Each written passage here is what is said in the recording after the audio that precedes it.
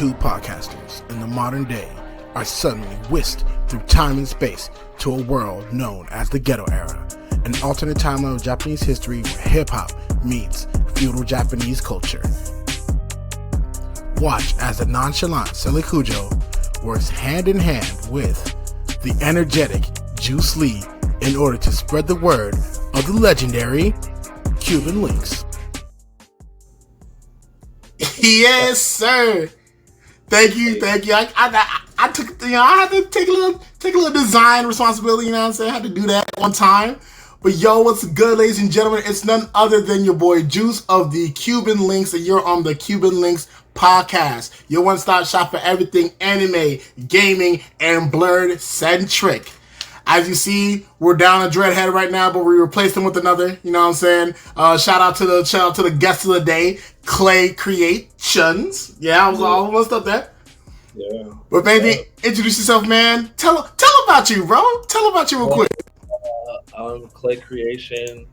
I am a rapper, singer, songwriter from San Diego, California. Also a social and political commentator by accident. And we're now in Blurred. Hey, who would have thought everything's political, right? Who would have thought everything was political? Right. Yeah. It was by accident, I swear. By accident? By accident, man. Politics by accident? Especially as a brother, our existence is political. You know what I'm saying? Yeah, for sure. But honestly, I thought I'd be doing just like music and blurred content, but you know, the political content really took off for me, and you know, it's been a blessing, man. It's been great.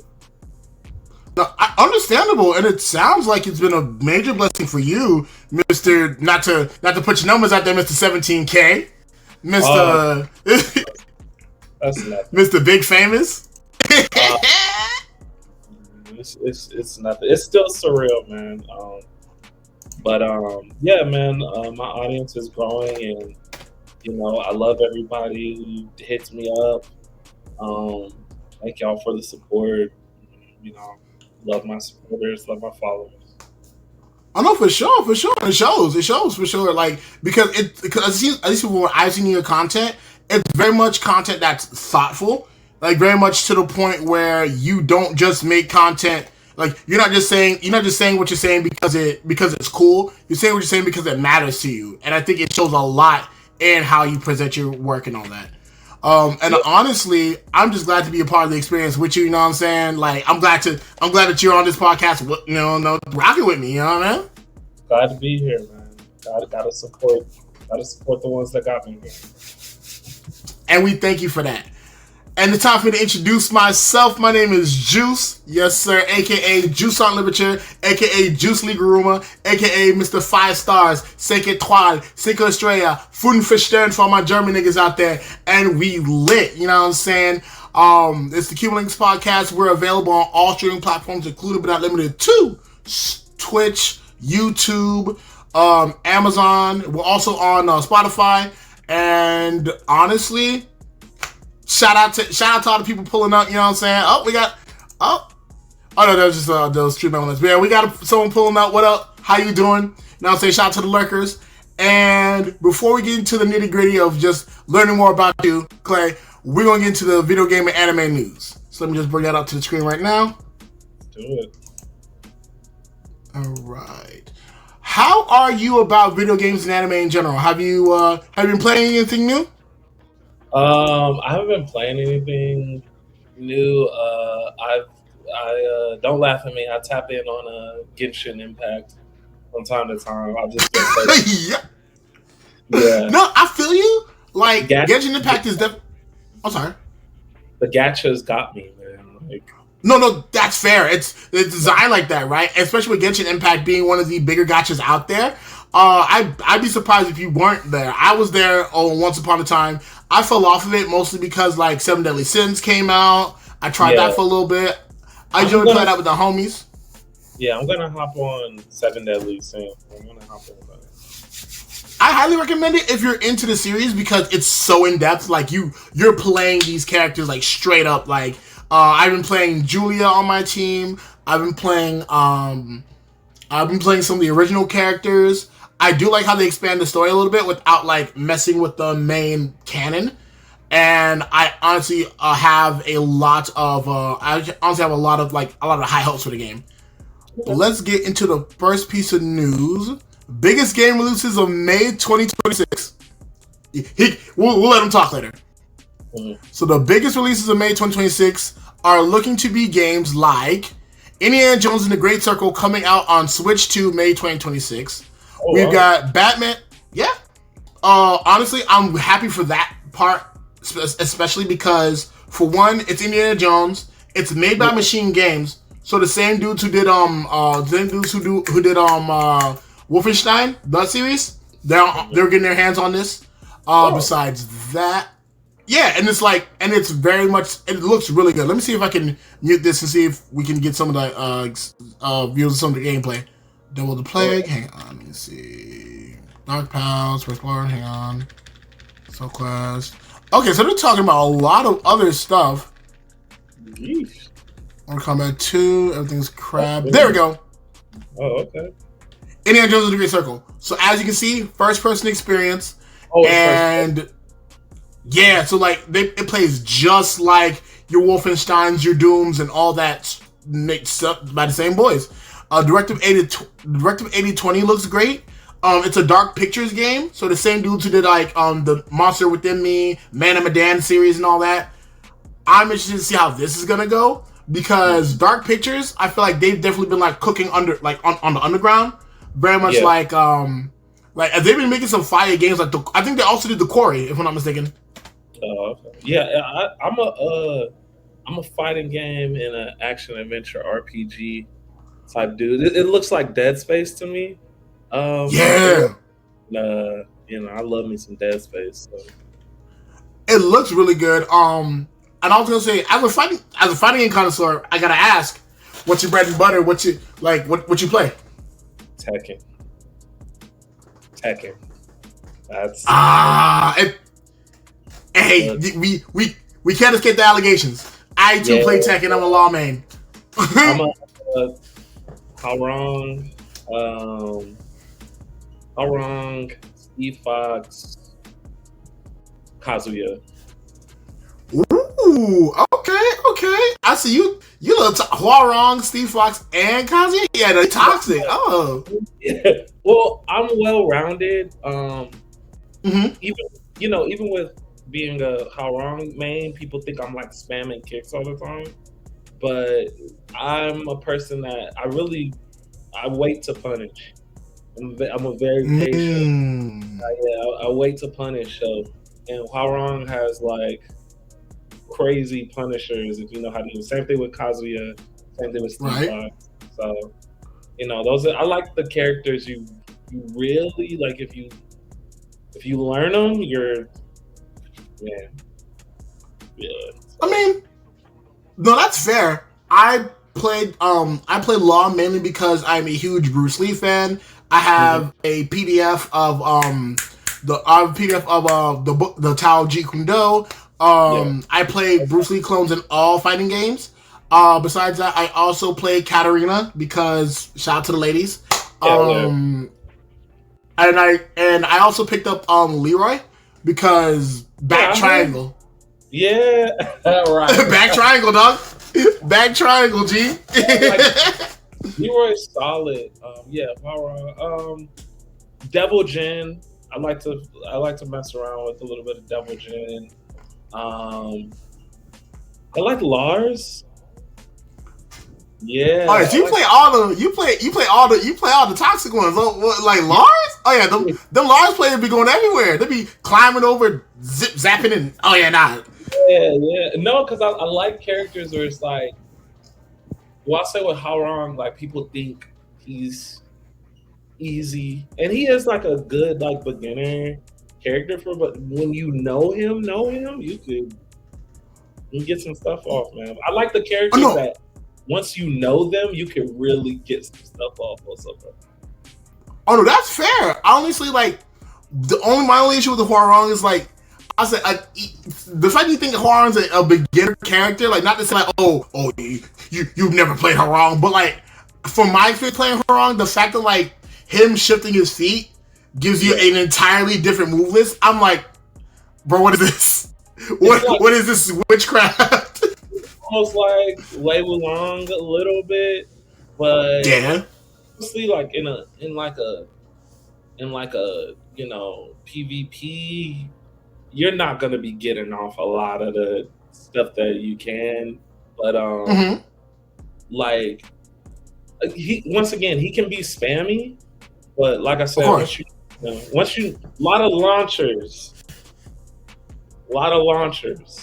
you know what I'm saying? So hey, we can't all be as fortunate. As a law player, I only have like the Dragon Tail for a decent launcher. Yeah, that's basically what's the one where it's a low hit to a high hit? Oh yeah, I know the one you're talking about was like he like hits low and then like knees you up. Yeah. That's like what like I did. Yeah, like there should be like triangle X if I'm not mistaken. That is a fire launcher, but then it's like go into the fist with that. You know? Yeah, no, for sure. The machine gun fist. I've done that.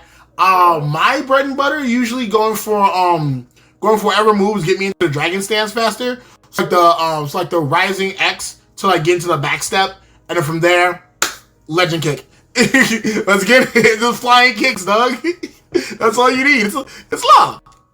Exactly. I can't. Let's see. Yeah. But I was gonna say, if anything, other games that are on Watch in May, we got Lego Batman Legacy of the Dark Knight. I actually pre-ordered that through GameStop. I'm very excited. Yeah, it's supposed to play like the Arkham series, but Lego. So very much like free flow. Yeah, I've seen the game. I've seen the vibes. It's gonna be great. Honestly, besides that, First Light. Oh my gosh, mwah. First Light is gonna be so good.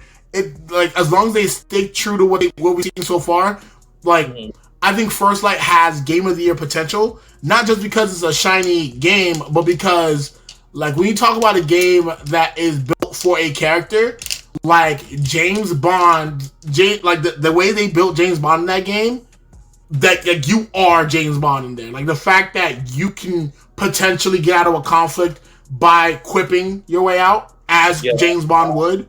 Like that was very innovative to me. That was really cool. Very much so. I think that if there was ever a category for just like games where you are the character, James Bond First Light has you up there with like any God of War game. Well, I'll say from God of War 3 and up.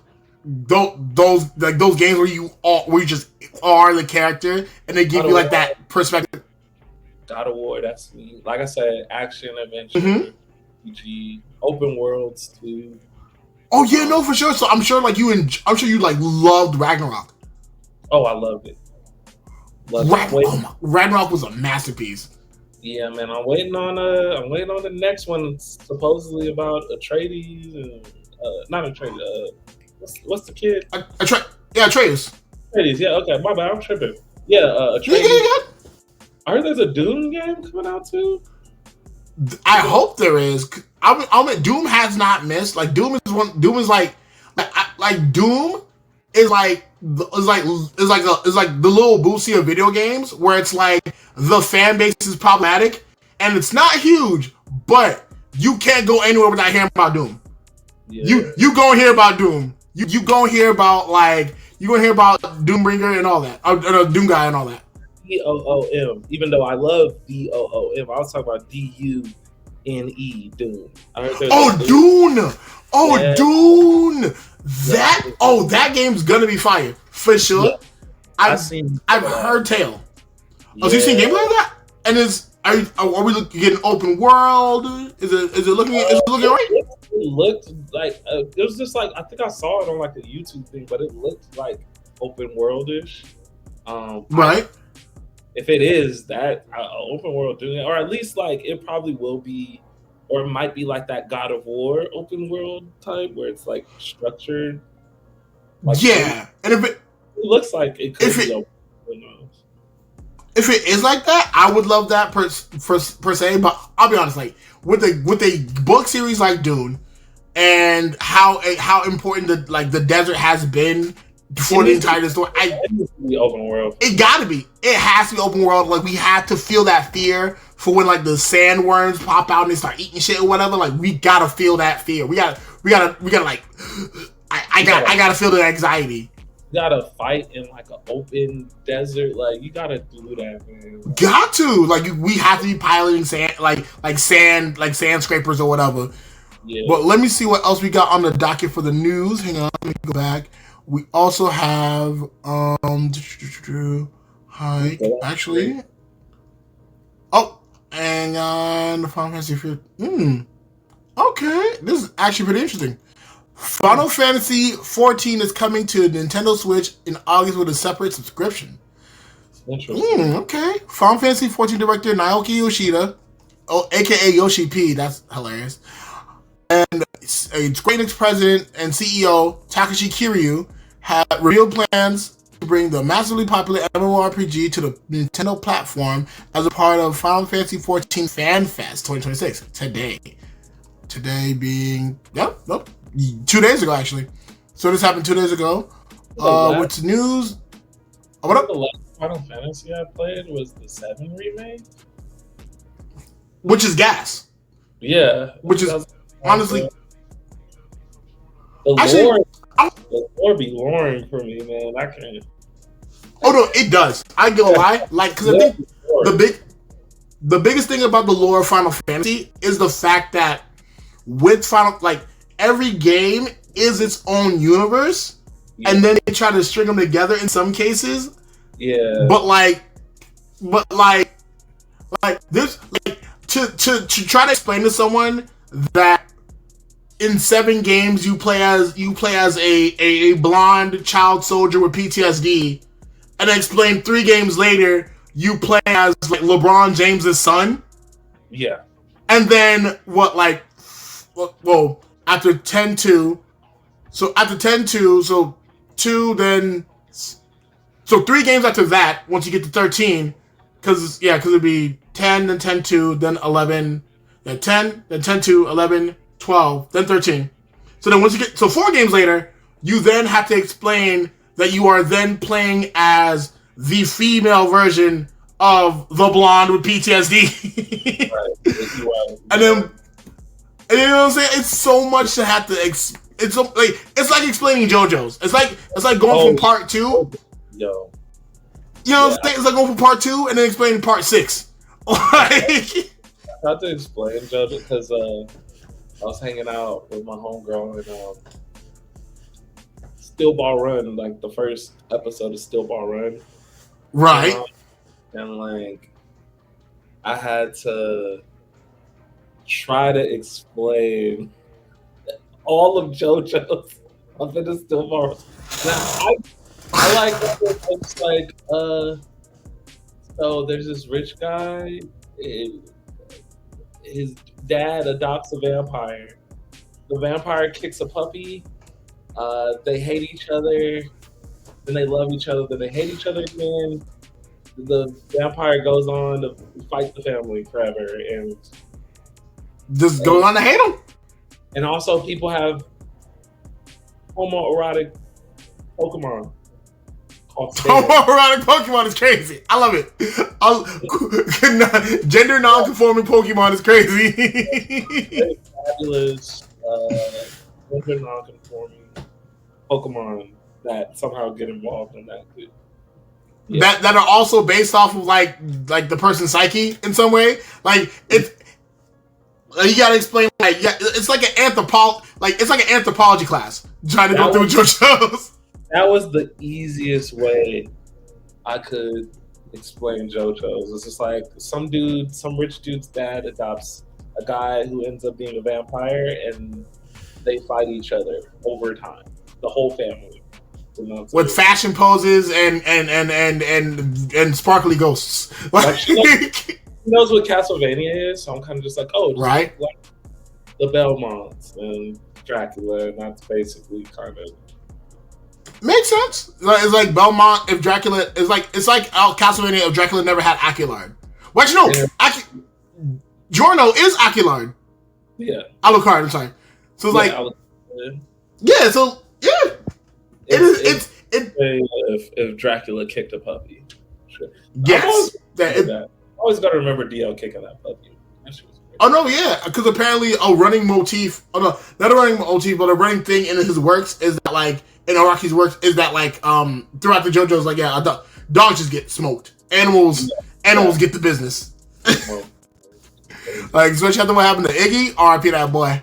But if anything, I'm personally excited for this because Final Fantasy 14 has been on so many like top whatever lists for games that have like a strong community.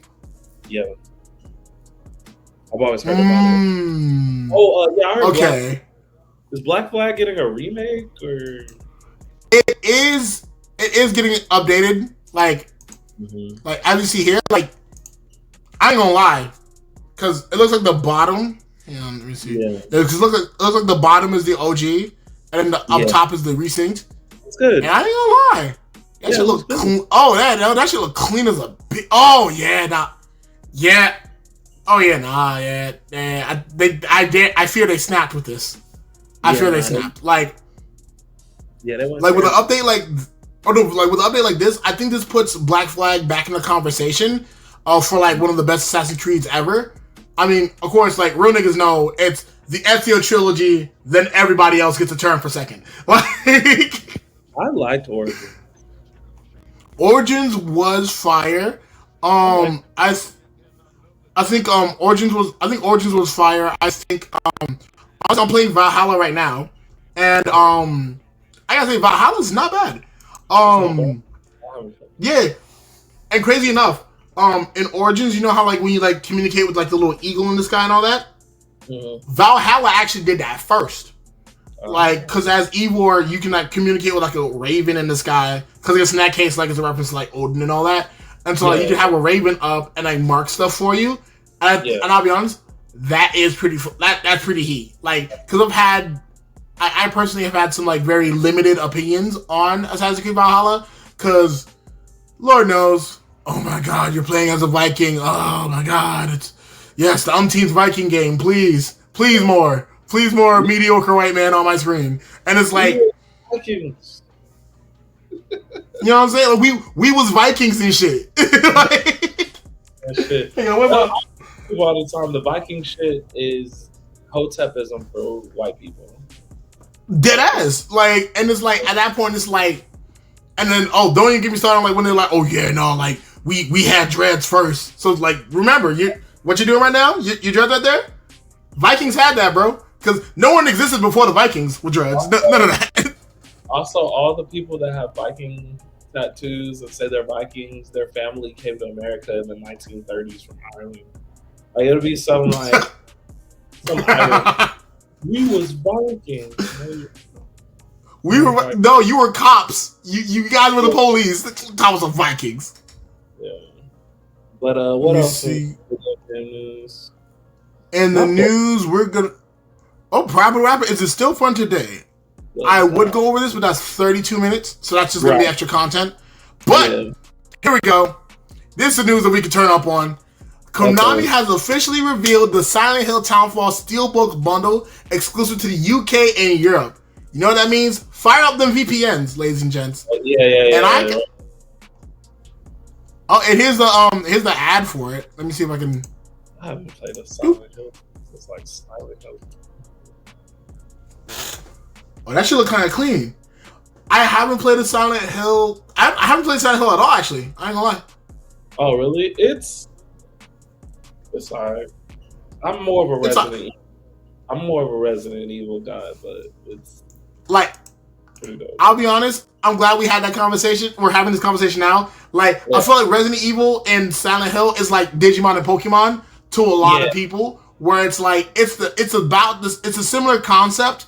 But like they both just do the concept in different ways, and I think that it's more about storytelling. Yes, it's more about storytelling. Resident Evil is a game. And it's fun.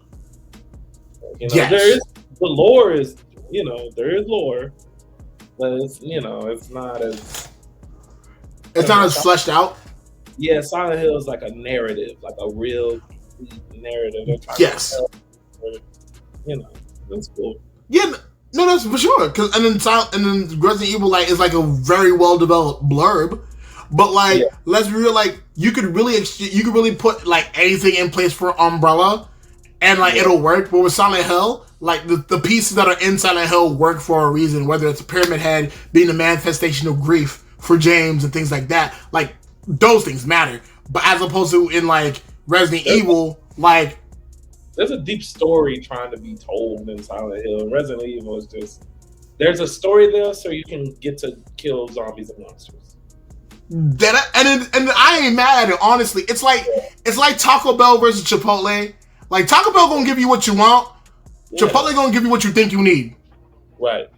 And so in that case, just like sometimes maybe I do want a burrito bowl with barbacoa, al pastor, and a little bit of expensive guac. Other times. I'll just take the extra chuparito with Supreme with the mystery meat and that shit. Like, so what's up with movie news? Oh, movie news? Let me see. You mean like anime news? We got plenty of that. Yeah.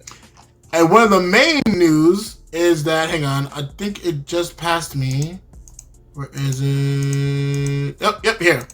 Square Enix is opening their first cafe in Los Angeles. Square Enix announced Friday that it will open 2 Square Enix cafe and shop locations in Los Angeles and Tokyo. And this was yesterday they announced this. So then in this case, J-Pop Culture Cafe Inc. will operate the Los Angeles cafe and shop at 316th Street, East 1st Street. 316 East 1st Street. In the Little Tokyo neighborhood. This will be the first time an official Square Enix cafe location offers a full, authentic menu in the U.S. I ain't gonna lie, Square Enix.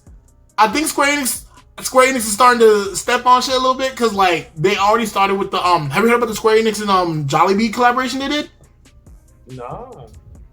Nah, dog. Like I'll spin back on that a little bit later. But pretty much Square Enix and Jollibee have a collaboration going where like. There's like chicken animations that you get in Final Fantasy 14, but also Jollibee is hosting like I think it's like a Final Fantasy six piece meal with with a drink.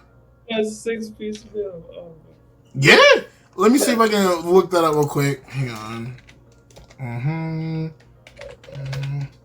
No.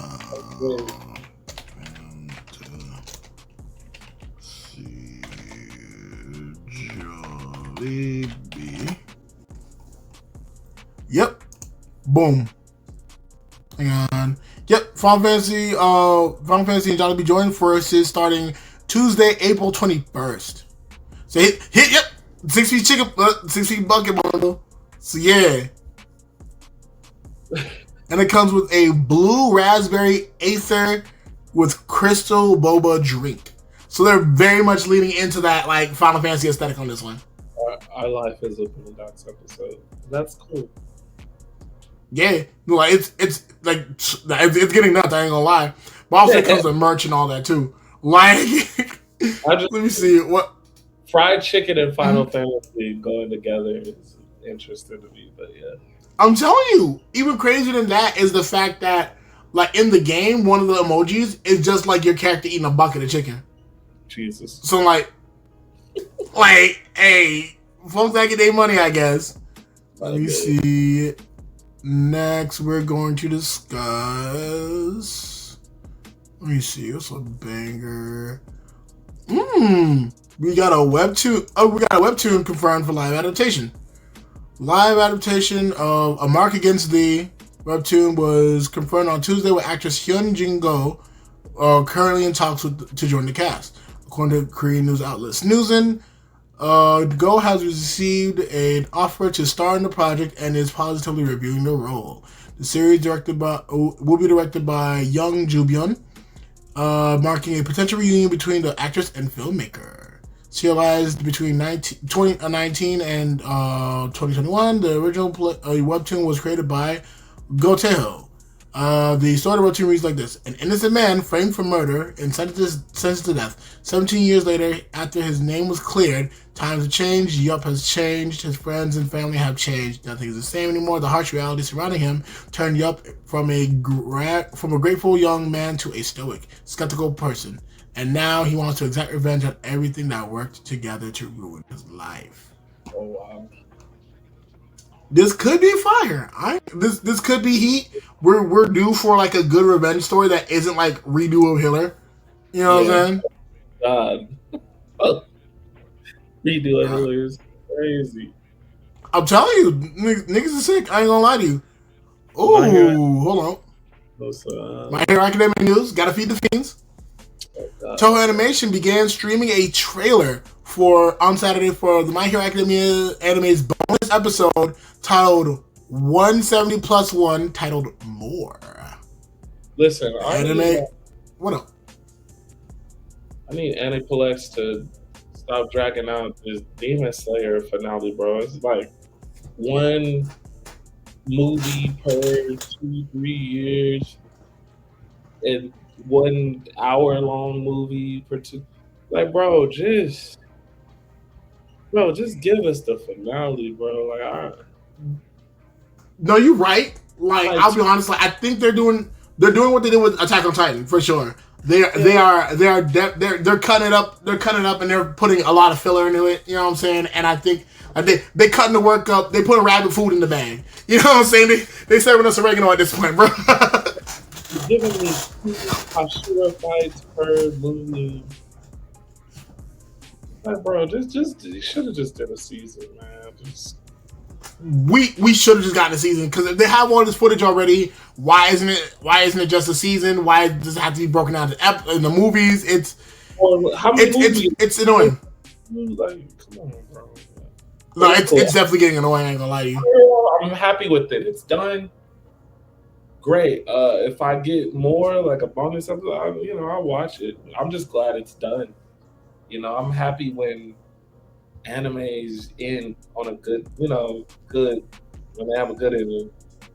Oh no, for sure. This ended on such a positive note. I ain't gonna lie, because like, spoiler alert for anyone. Hang on, let me get my spoiler alert. Spoiler alert. Okay, so like when Deku gave up his powers and all that to save the world and like let like Bakugo run shit and all that, I get it, I understand, and honestly, I have to respect it. I don't have to like it, but I get why it happened. It's a very Deku thing to do. It's very mature. It's very Peter Parker-ish. It's a very thing to do. So I'm not mad at it. Like, ain't no reason to hate. Like, not much reason to hate. Let me see. I'm thinking what's gonna be the next. Yes! This is the news right here. I saw the news last night. With one of my mutuals. Shout out Moonkiller17. Shout out the GOAT. Manga creator Kosuke and publisher Shinosha have announced on Friday that Kosuke's gangster manga will resume serialization on July 3rd. Shinosha has stated that during the manga's long hiatus, Kosuke has been undergoing medical treatment for systemic lupus, erythematosus. Yeah, erythematosis. You know what I'm saying? I think what I think. Is there such thing as a healthy mangaka? Is that like do they ever have those, or? I was like, everybody's like 80 in the league, bro. They're just injury prone. Injury prone, dude. I'm just now like Hunter. Like, I'm so like, oh, it's coming, it's dropping. Oh, it dropped. Okay, but this dropped. Okay, now we on another high. Yo, just call me. Just call me when we got it. All right, just call at that point, like, and I think in the case of Hunter x Hunter, it's even worse because, like, imagine being married to another fellow like star-studded like mangaka, and you don't let them just carry on your work. Right. Like, that's just insane to me to think about. Like, the creator of Yu Yu Hakusho is married to the creator of Sailor Moon, and one won't let the other help. I'm like, bro, at this point, bro, y'all. And nigga, you have like two of my favorites. Like, Yu Yu Hakusho and Hunter x Hunter are. They're in the league of their own. But I've got to sit with Hunter x Hunter, and like I probably read it like once a year, and like I'm cool with where it is, whatever. Like I'm patient, or whatever, you know. If he gets to it, fine, you know. But I like everything the story has done so far. So I'll be alright. Oh, for sure. And I think that the story's done a lot of good so far. But I'm so glad that Gangsta came back, because, bro, the way they left us hanging on Gangsta, and the manga's coming back. I've heard about it. I haven't read it, so maybe I'll do that. I've been on my American comics thing lately with these Absolute series, and I'm a Marvel guy. And, they got you going to the dark side. Yeah, I know, right? I'm a Marvel guy, but these like Absolute Wonder Woman and Absolute Batman are. I mean, they're peak. Also peak. I think if anything, like, the Absolute Batman series is amazing. I know, me personally, I've been paying attention to Marvel because of the black version of superheroes they've been doing. Oh, like, yeah, I gotta. I'm kind of scared because I don't want another by Odin's Fade situation. You know, that is. I mean, I warn you right now. There's a Black Dr. Ock, and in Marvel's infinite creativity, they greenlit the name Dr. Blacktavius. So I'm gonna warn you. I will warn you. But we do also get Black Emma Frost, and ooh-wee!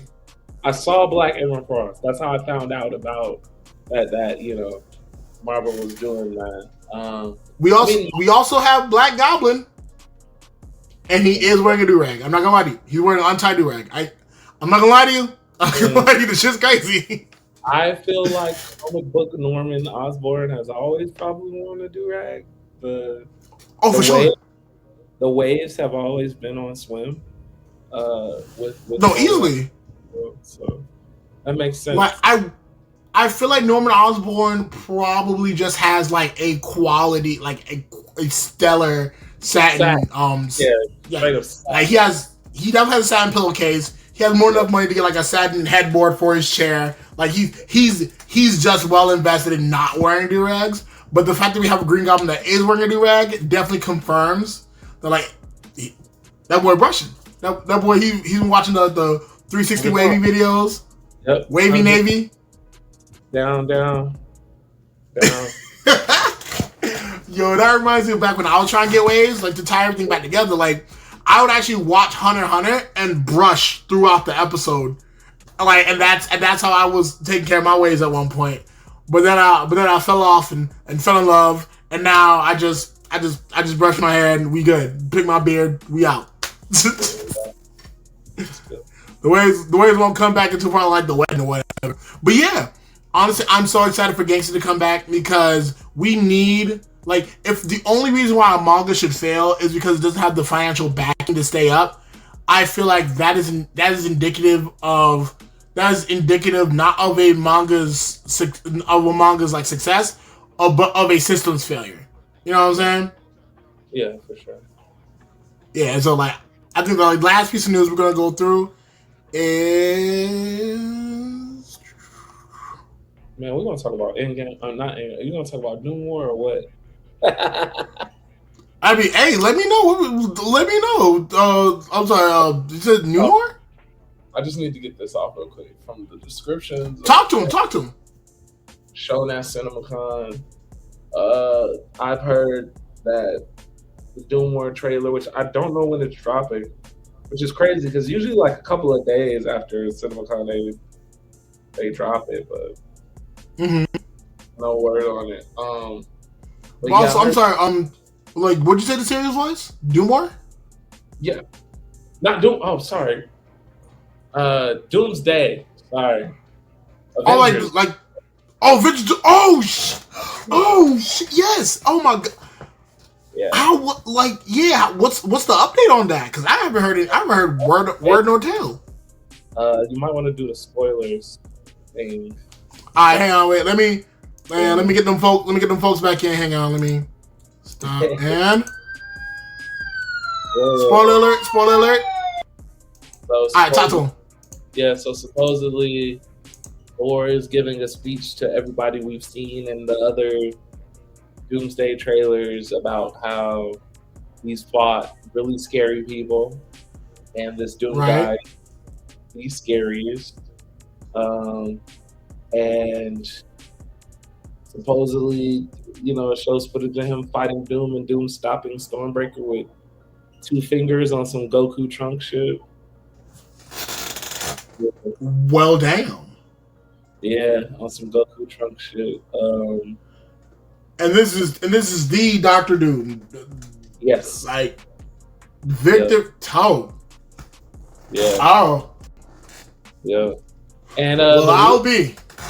Russo's also said that in-game ties right directly into this, to the point where they're showing in-game in movie theaters. They're going to be re-releasing it so that you can watch it before Doomsday. I see. That's how connected it is.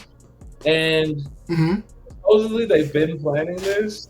Supposedly the Russos have been planning this for a long time, which is why they set up in-game the way they set it up. So, In that case, are we saying that what happens in Doomsday, I was saying everything that we've seen so far after Endgame, are we saying Doomsday happens? It almost feels like they're saying Phase 4 doesn't matter that much.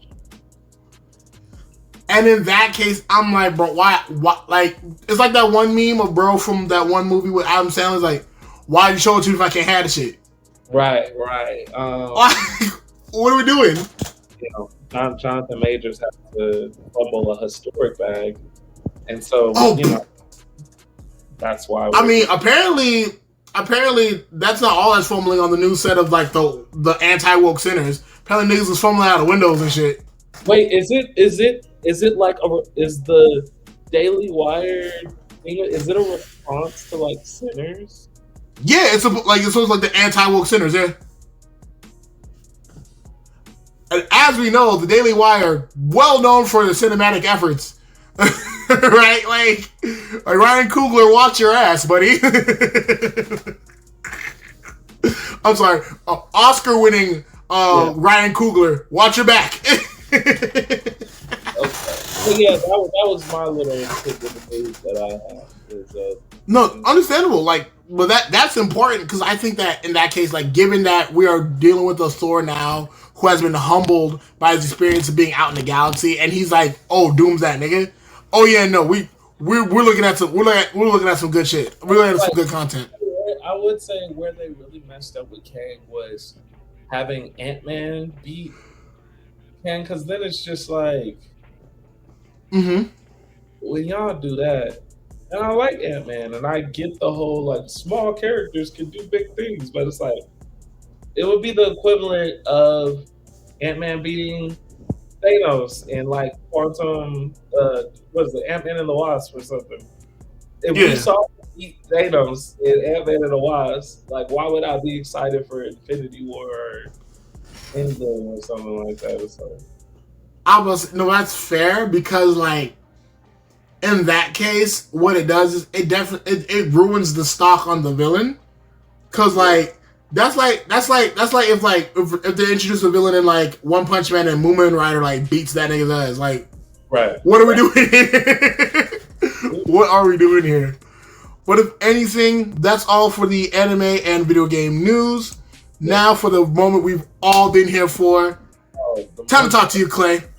This is the moment. You the moment. You know what I'm saying? Also, just let you know, this is not the same Klaye that committed the cardinal sin of cheating on Meg Thee Stallion. Oh, man. But you are up. But hey, listen, that ain't got to do with me. You see this right here?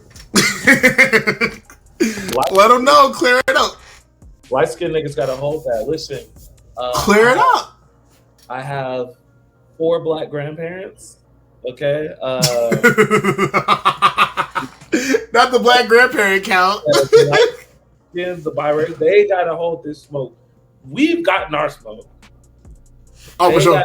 They gotta hold. The light skins have to hold that smoke. Yeah. At the party, yeah, no, it's been rough. It's rough. It's their turn. Go ahead. Let them come.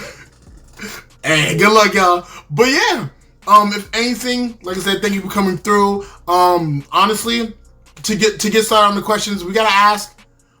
Or you spoke on it a little bit earlier, but like if you were to delve into more detail about like what got you into making this content that you do. Well, I do music, and my team had been telling me for a while, like, oh, you gotta do some content to get people to listen to your music and stuff. And right. I just decided to just be me and talk about the things that I'm interested in, and the things that I just so happen to be interested in is like,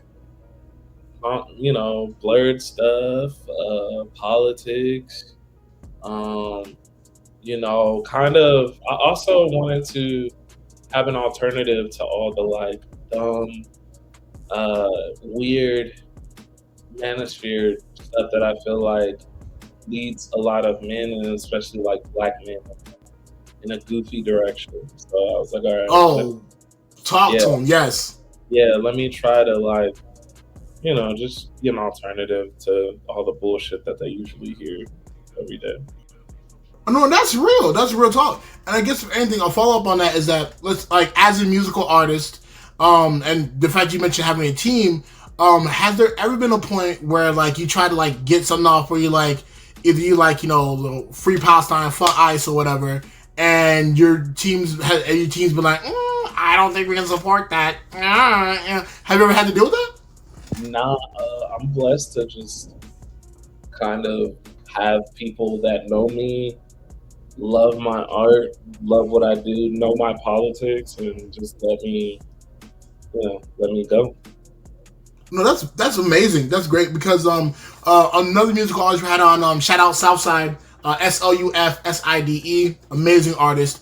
She's an artist from Houston, and she was talking about how she like navigated like balancing her politics and music. So it's always interesting to hear how musicians are able to do that because sometimes it can. I'm sure sometimes it can be tough to like get what you have to say out there, especially when you are like also trying to brand yourself. Folks don't know how to. Some folks don't know how to brand themselves. Other folks do know how to brand themselves, but sometimes you brand yourself like in a way that's antithetical to like what people are trying to get off. Like, oh, how dare you be anti-gambling? We were gonna get you on a Rainback commercial. Come on, don't you want to tell kids to put a parlay on the next color in their crayon box? Like, what I'm saying? Like, yeah, I'm very. So we're very meticulous about like, because I get offers all the time. And we're like meticulous about like, okay, well, like, how is this gonna fit into my brand? Like, I'm not just taking anything. I've also learned how to kind of like carve my own space out in the industry to where I'm not really dependent on the machine as much. And that's beautiful. I'm not one of those artists that is like has just like a pro-black aesthetic with no politics underneath it. So talk to these niggas. Yeah, like and I make all types of music. Like I know people expect me to be rapping about Karl Marx and pyramids every time they put me on.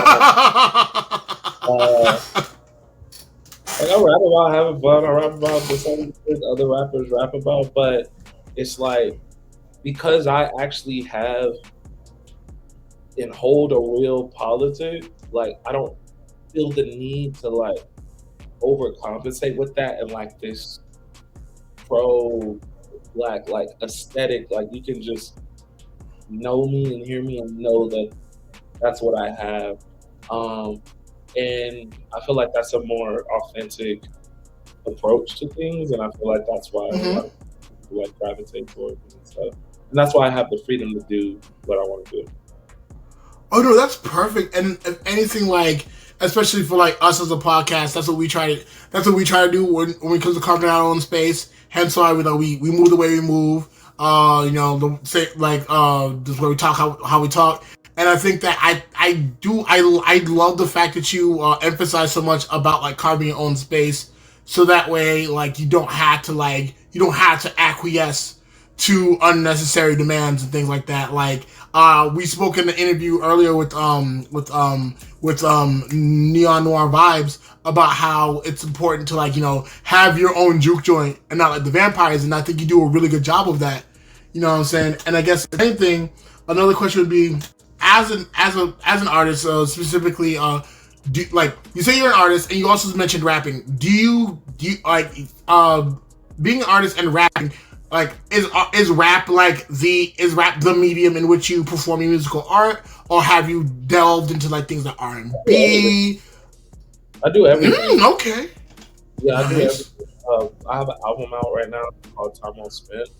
It's all types of black genres.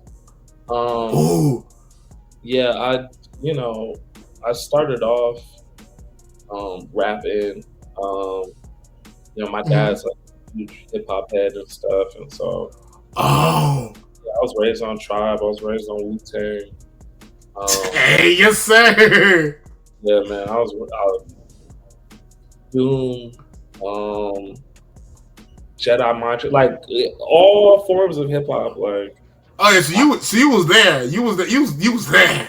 Yeah, I've never. People try to have this thing in hip hop, I've noticed, where a lot of people are like the Jedi in hip hop, where it's like only this type of hip hop like should be the hip hop, and it's like no, like real balance in the force is everything existing. Like I'm fine with party rap. I'm fine with niggas bullshitting and having fun. That's what hip hop was founded on, actually. The party, having fun and stuff like that. And of course, I love using hip hop as a tool to talk about the Black experience and to talk about what's going on in culture. But I think it can all coexist. Like I don't want to be in the club thinking about Marcus Garvey at that point. Like I don't. Fair point. You know what I'm saying? I think I really like that point, because like I feel like a lot of the issues we face, in like hip hop and its branding and how it's been like co-opted by not very genuine entities, is the fact that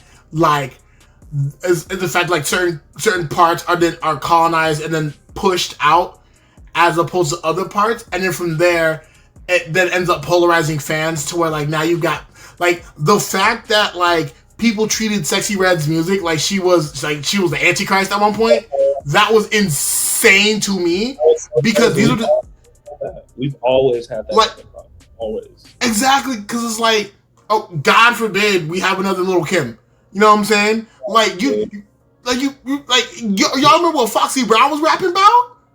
She took the Bad Mama Jamma beat and started talking about getting ate up in the whip. Like, what we talking about here, bro? You know what I'm saying? I remember Shake That Chico by Diamond. Like, I think that is an ode to kind of that mid 2000, like that 2004 to 2006, 7 type snap ringtone era music. And yes. I know for sure. Like even the way that like a lot of like even with like whatever hits I forgot which one it was, but it was the one where she interpolated the Halle Berry beat, the bum ba ba bum ba ba. Get a sexy. Yeah, like even that, I'm like, yo, I could smell the white t-shirts and Jabot jeans, and I'm like, yes, this is what we need. Yeah, like, and I think that's okay. I think so. We, especially after like the Kendrick and Drake stuff, we've had this conversation about colonizers and mainstream and yada yada yada. But like even that side of conscious hip hop is a brand. Like For sure, hip hop is a brand in itself, and there is yes, a aesthetic to it, and like it is sold, it is marketed to us, and I want people to kind of. It's almost like the Democrat Republican thing where I'm like, yo, the Democrats, you know what I'm saying? They're not too far away from they still have the same donors and stuff. That's what I want people to kind of get behind about hip hop, even your conscious phase, like when you really break their level of consciousness, or if they have a politics, niggas be like, oh, I don't read. You know, it's like, okay. And that shit crazy. You know what I'm saying? And I think, and I think a really good example of that, like, also, hang on, let me get the siren out real quick, just so I don't have to worry about this later. J. Cole fans, yes, I'm talking about your Lord and Savior. Yeah. I'll be honest, like with like people like J. Cole, like an amazing rapper, but to then see how he moves in situations like with the whole like No Name thing. Snow on the Bluff would have been such an amazing song if he had just not had that bar about her watching her tone. That shit was insane. You know what I'm saying? And I love Cole. I love everybody. So this isn't me like or probably be holier than now. Like I'm not right. I don't know. I see what's going on in hip hop right now, and I want everybody to know like everything's needed. I understand. Us feeling like, oh, there needs to be a balance of consciousness stuff and and it's like, well, we have that. It's just around. And like, why are you looking to the mainstream to hear stuff about Black culture or Black liberation or anything like that? First of all, for my music or my art consumption, like if I want that, if I really feel like I need that, I'm gonna go read a book. That's number one. Like that part. Somebody rapping the autobiography of Malcolm X to me, that's great. That is a bonus. Lupe Fiasco's one of my goats. I listen to Drogas. Oh, for sure. I love it. But to me, that like learning about Black history through like rap, that is a bonus, a loving bonus. But I'm like, at the end of the day, I tell people, do not rely on entertainers to like give you your politic or to give like, bro, at the end of the day, y'all need to be reading. Y'all need to be reading. No, dead ass. Cause like, I'll be honest, like I fell victim to it. Cause like, I'll be real, like New York born in the 90s, like Jay-Z. The same way niggas was about Cole, I was about Jay-Z. Jay-Z is the second coming of the rap game. He is here to say what's off with whack niggas. Yeah. You know what I'm saying? And it's like I listen to 444, like, okay, I'm on how to take my LLC and flip it into a house, then turn my house into a business, and then I'm gonna pay my kids. I will pay my. Turn them into employees, write the check, then take the check, mail it back to myself for the copyright. Like, you know what I'm saying? Like, but the issue is like, you can hear Jay-Z talk about, putting money to your ear, you know, there's a disconnect, we don't call that money over here. That's cool. But like understanding like the actual economics behind like Weber goods and all that is much more important to know that like your chain's cool and all, but there's a reason why folks are getting their stuff plain Jane now because of depreciation. The more stuff you put on the chain, the more that valuation changes because the value of the item that you have on change. And just like you know what I'm saying? And that's stuff that you can only get from a book because the Migos aren't going to go through and try to talk to you about like Wealth of Nations. You know what I'm saying? It is not just in hip hop, like in the movies.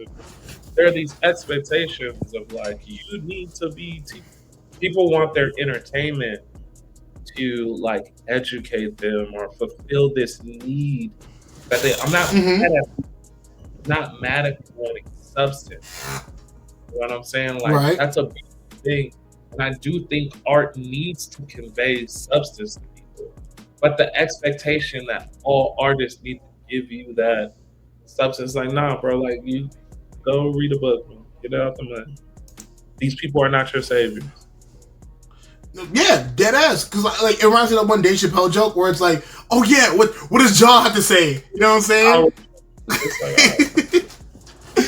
All right, yeah, and I think that's an amazing segue into the next part where like signal substance and entertainment, anime. Or anime, or just like in comics in general, whichever you feel more comfortable speaking on.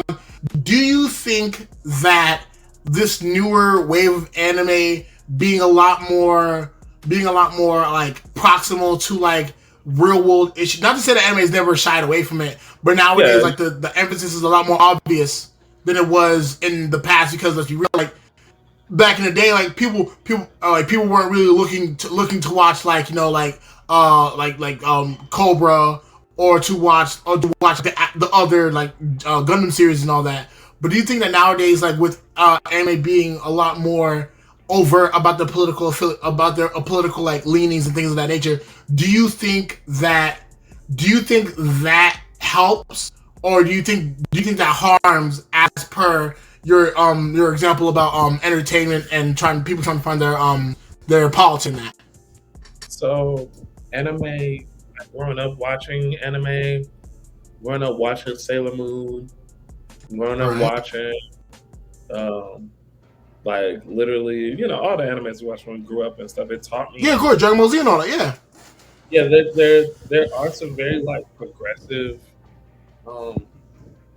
like lessons in anime, even like masculinity and what that looks like.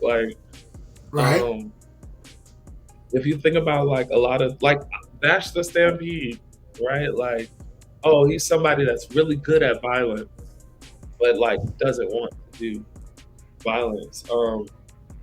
Rurouni Kenshin, like Kenshin is like somebody who's really good at violence, but like doesn't want to do violence. And even as a young kid, I was like, oh, you could be so basically like, you could be the hardest nigga out, but like you don't want to live in that, and you don't want to brag about that, and you don't want to. So like I did learn like some very interesting, in different ways, different forms of like healthy masculinity through anime. At the same time, there was a lot of racism, lot of misogyny, a lot of weird stuff. So I think like the bar has been so low for anime for a long time. You know, we see a nigga in Fire Force that's not outwardly like a caricature or something like that. Like he's not a Sambo. We're like, oh my god, like this is so amazing. Ah! And it's like, oh, that's good for anime.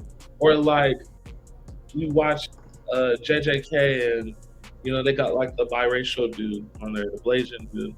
Like, oh my god, Blasian. Like we were just happy with that. And I mean, I'm happy there's more positive Black representation in anime. At the same time, it's just the bar has been so low. We're just happy that we don't get like a general Black or whatever from Dragon Ball with the. Oh, you know what I'm saying? That nigga crazy. Yeah, you know what I'm saying? So yeah, anime is progressive in its philosophies, but in its portrayal of Black people and women, and you know what I'm saying, other people, it hasn't always been. And I want people to kind of be happy that they're representing like minorities better, but at the same time, just let them off the hook. Like, no, still continue to, you know, ask for a better representation. Oh no, for sure. And in that case, I can completely understand that. I do like how you spoke on how it's great, like how like when you are starred for certain representations, when you do like anything does. And I think that is a good point to where a lot of times like people on both sides of the aisle will hang their hats on that, where it's like if you see a POC in the Fire Force after not seeing a POC for so long, and you want to see yourself represented, yeah, you're gonna be like, yo, this is fire, boom, boom, boom. But then on the other side of the aisle, it's like people will feel like, oh, this show's going woke. This wasn't in my anime back in the day, but people don't know that.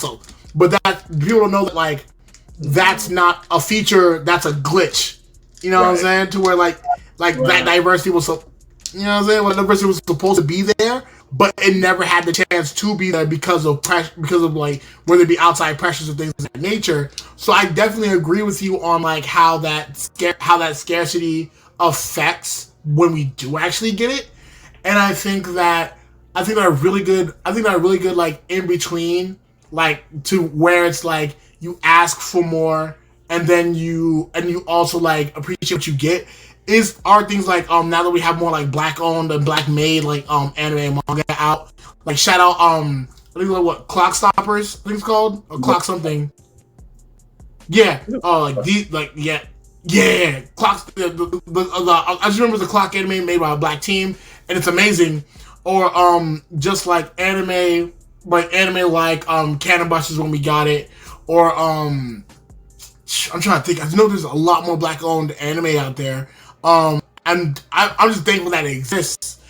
Specifically because I feel like that's going to be the bargaining power as we move on. Because as much as we can say, oh, we don't want anyone to call Ogun a big lip chicken eater. What matters is that we show that there are other characters like Ogun out there or better than Ogun to where we can get that representation and it's no longer just like, oh, this is just a DEI firefighter. This is like, oh, these are real characters, real stories and all that. And plus, like, if I'm being real, like, yeah, like a little gatekeeping don't hurt nobody. Like maybe like, you know what I'm saying? Maybe like have those like spaces where like black manga artists can generate their demand and really just be like, yo, what y'all want to see in this next issue of Dice. Shout out to the folks who make Dice. This is one anime that has like they cast spells through like D20s and shit. It's so fire. Shout out Panda. And I think that is where our bargaining power comes into, just like being able to like not have to deal with like the racists, the nobodies, the whatabouters, like to actually have that space to just be like, yo, no black cosplay here. Let's show them some love and stuff like that. And that's why I'm glad that we're working on building those as we speak. You know what I'm saying? Yeah, that's dope, man. Yeah, no, it's fine.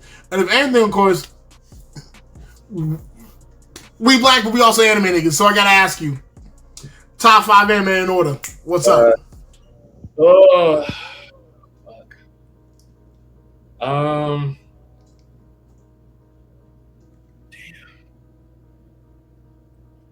Yu Yu Hakusho. Mm-hmm.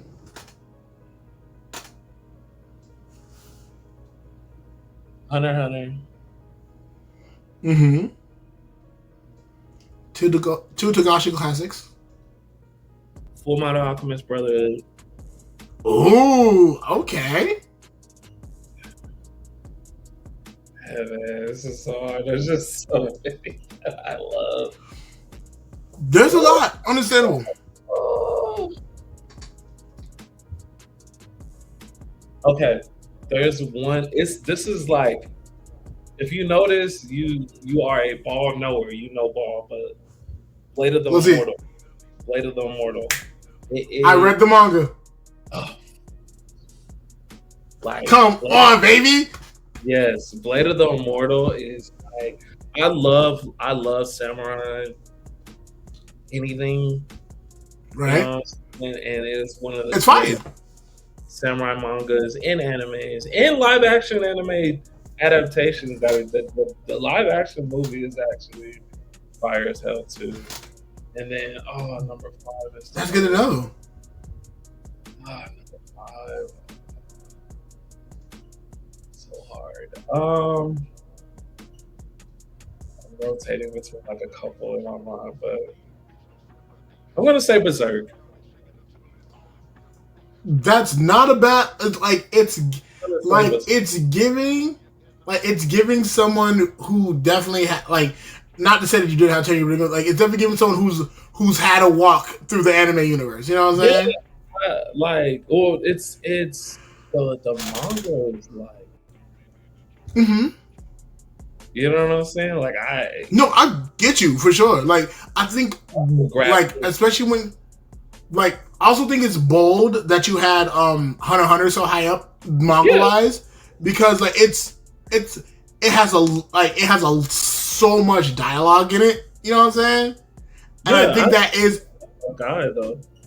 Like I like character interactions. I don't just okay, this is all hands. Now, there are some animes and mangas I do like that are just all hands. I like that. I mean, you got Berserk in your top 5, and that's straight hands. Now, honorable mentions. People get mad at me, I'll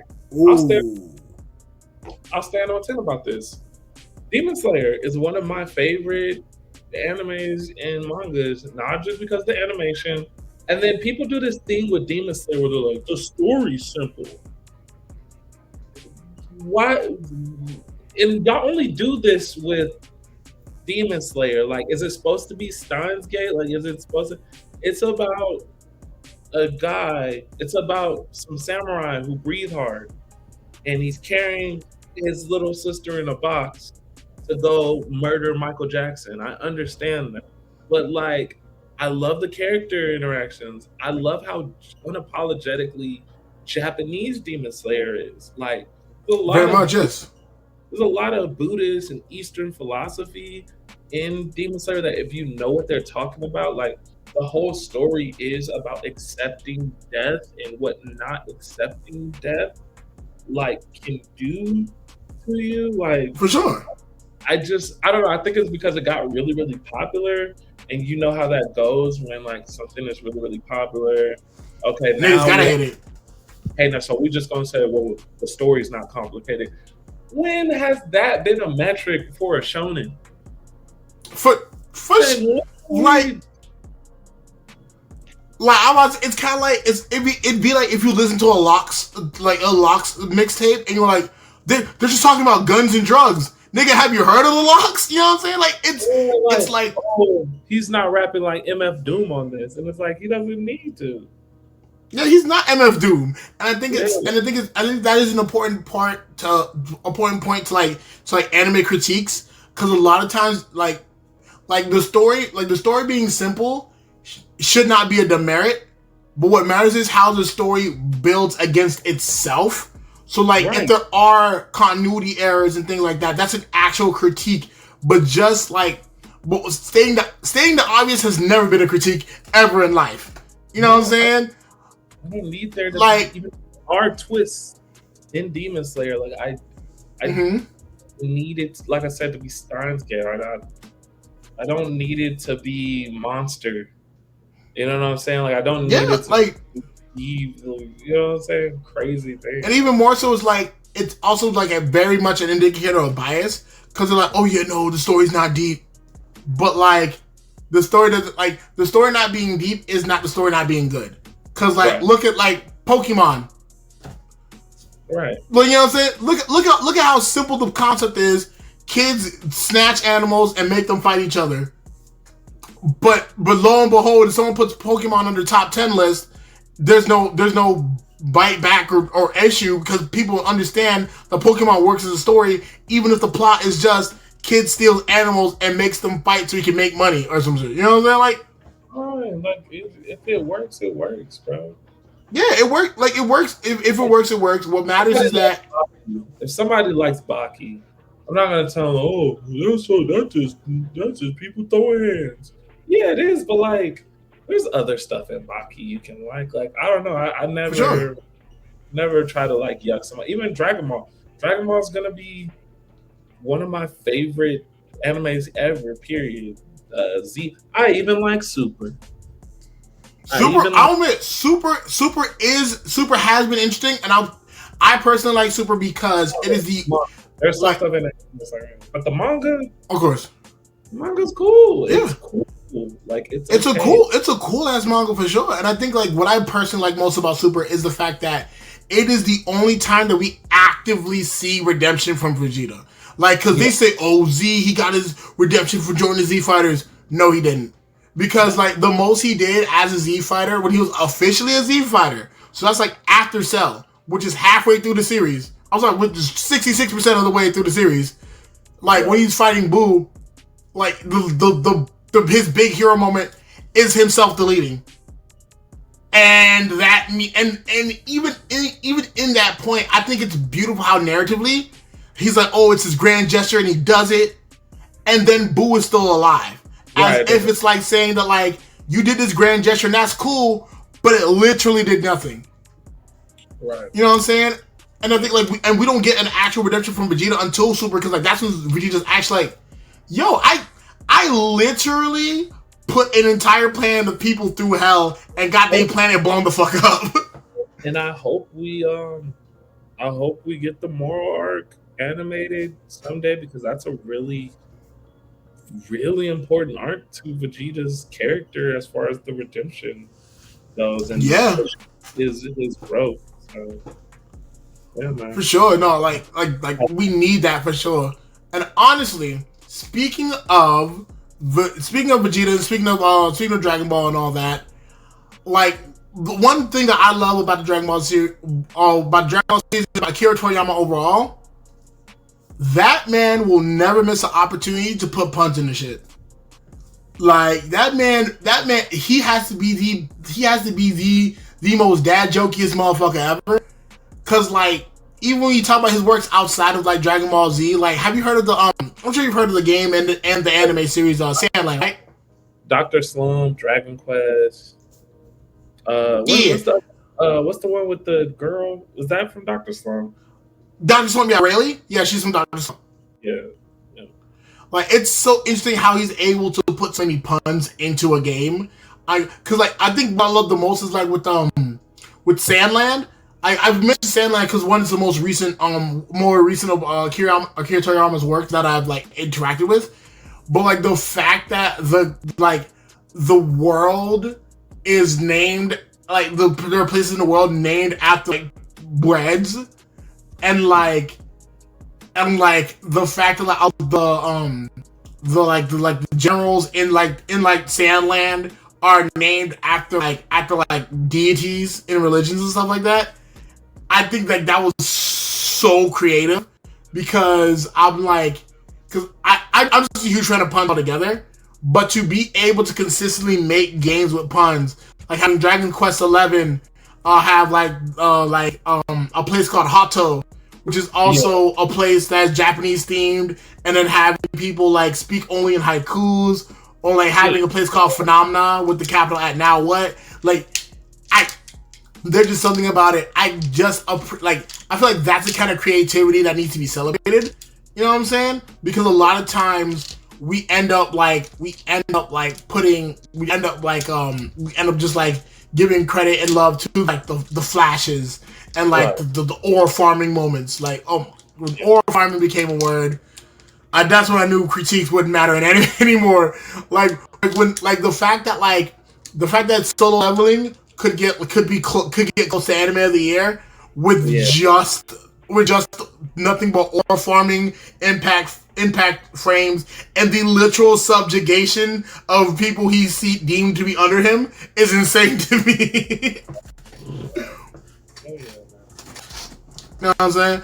But if anything, the next main question I had on my mind was that, like, as a musician and as a consumer of anime and comics and things, what's an anime that you think? What's an anime that your music would do beautifully in?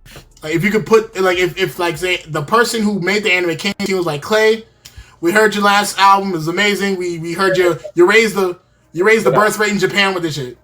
Yeah, no, JJK without that's JJK. JJK without it. Okay. I like that answer. JJK already has like a modern, like, you know what I'm saying, like a very modern essay, and then Bleach too. Okay, that makes sense because because like especially from how you talked about like having a very diverse taste.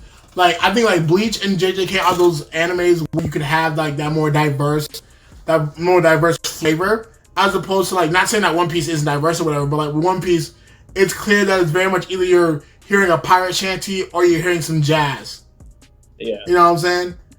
And like say with Naruto, like it's traditional Japanese music, not bad, but yeah, it's what fits in with the theme, traditional Japanese music. But animes like JJK and Bleach are those ones where you can go all over the place with like hell. They had the what like Shinji's fight theme is just R&B. It was so sexy too. So smooth. So no, that's a really good answer. Yeah, JJK for sure. And in that case, another question is, what's an anime that had an OST that you didn't rock with? Like, what's an anime that just like had an OST? Oh, yeah, that's a hard question. It's like We'll do hard questions, man. Yeah, I usually have it. I don't know. It's weird. Like I already have like an eye of like stuff. I feel like okay, I'm gonna like this. What is that was like hard for me to watch, and I was like, nope, this is a hard no for me. I mean, I like Berserk. but was Berserk's OST like you? What up? Maybe Goblin Slayer. Goblin Slayer. So like, are you saying like Goblin Slayer? Like you watched it, but like you wasn't slapping the OST in the whip? Nah. Dang, you just pissed off 7 niggas. I hope you just pissed off 7 niggas who like Goblin Slayer. Even though, and then I've heard Goblin Slayer is rough, but I've heard people. It is. I slap a lot of stuff. I'm not gonna hold you. It's just, like I said, I when I go into it, I automatically know as soon as I hear. Oh, okay, yeah. Okay, I see. I don't know. Just yeah. I like all the things that I watch. I don't know. Yeah. No, that's fair. Yeah. Cause I'm about to say, because I know for me personally, I think the only OST. Ooh, I don't like that one. You didn't like the OST on that? No, not really. People told me that fair? No, that's fair. I'm like, if it wasn't the opening or ending for like, if it wasn't Unravel, I should say, if it wasn't Unravel from Tokyo Ghoul, couldn't tell you a single song. Like I can understand that. I think that. I guess in that case, leading into my next question, if you were considering, let's say Crunchyroll calls you and like, Clay, we see you 17K, we see you talk about anime, clearly you got a finger on the pulse of the culture. We need you to pick an anime that is going to be anime of the year. What would be your criteria for that?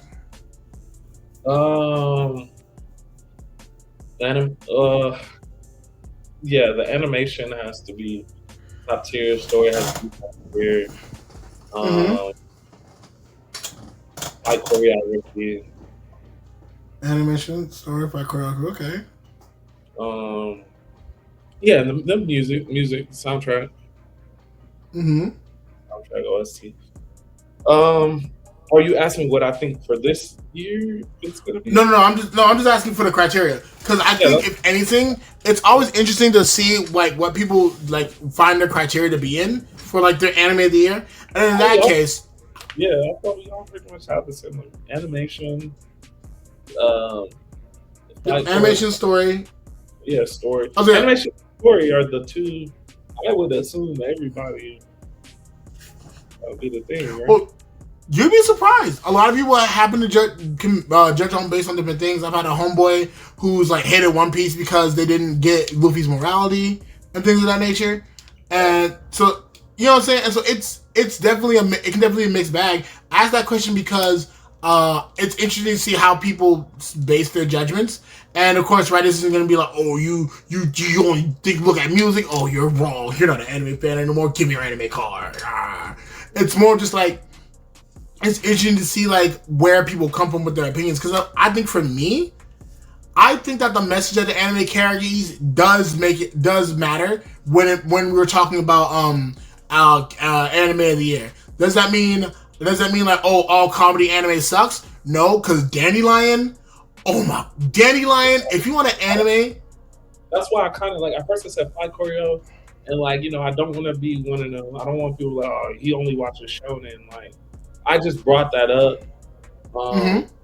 because I'm thinking about a lot of the stuff that came out like last year and this year.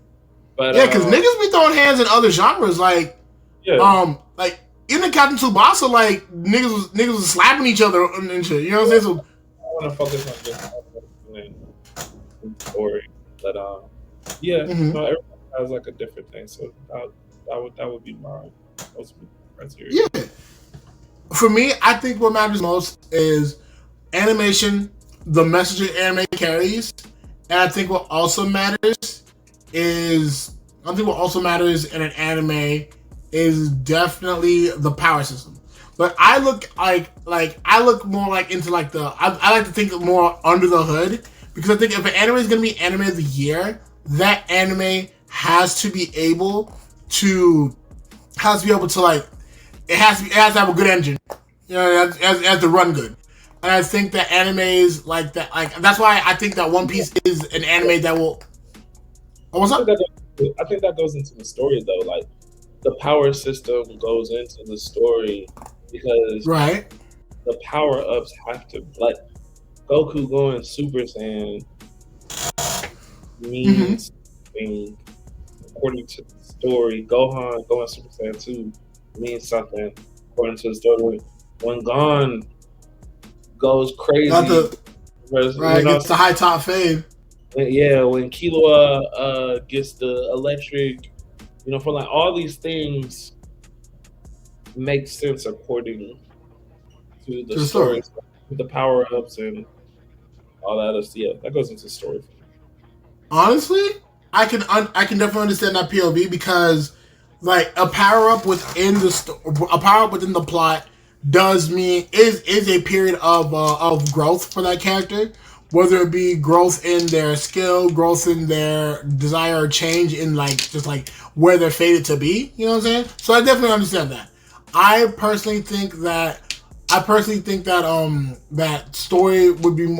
I personally think that story would be. I think that message is a more part of the story, because I feel like the story should be a vehicle for the message per se.